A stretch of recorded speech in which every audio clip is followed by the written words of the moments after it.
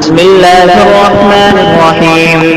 الحمد لله رب العالمين، والصلاة والسلام على سيد الأنبياء والمرسلين وعلى آله وصحبه أجمعين. أما بعد، فإن أصدق الحديث كتاب الله، وأحسن الهدي هدي محمد صلى الله عليه وسلم، وخير الأمور عبادها، وشر الأمور محدثاتها، وكل محدثة بدعة، وكل بدعة ضلالة، وكل ضلالة في النار. وبالسند المتصل منا إلى الشيخ الإمام الهمام الحافظ الحجة أمير المؤمنين في الحديث أبي عبد الله محمد بن إسماعيل بن إبراهيم بن المغيرة بن بردبة الجعفي اليماني البخاري رحمه الله تعالى.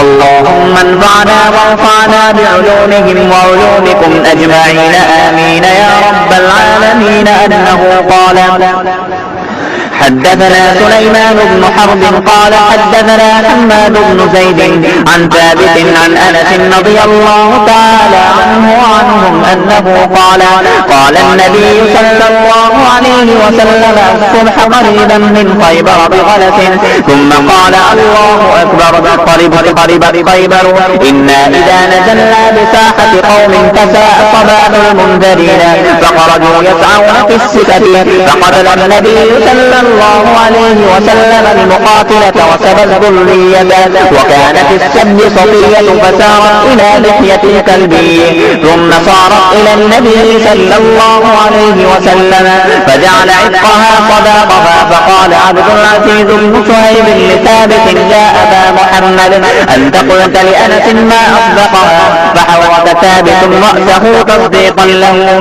وبه قال حدثنا آدم قال حدثنا شعبة عن عبد العزيز بن صهيب قال سمعت أنس بن مالك رضي الله تعالى عنه وعنهم أنه يقول: سبى النبي صلى الله عليه وسلم صفية فاعتقها وتزوجها، فقال ثابت لأنس رضي الله تعالى عنه: ما أصدقها؟ قال: أصدقها نفسها فأعتقها.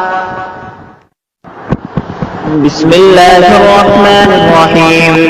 الحمد لله رب العالمين، والصلاة والسلام على سيد الأنبياء والمرسلين وعلى آله وصحبه أجمعين. أما بعد، فإن أصدق الحديث كتاب الله، وأحسن الهدي هدي محمد صلى الله عليه وسلم، وخير الأمور عبادها، وشر الأمور محدثاتها، وكل محدثة بدعة، وكل بدعة ضلالة، وكل ضلالة في النار.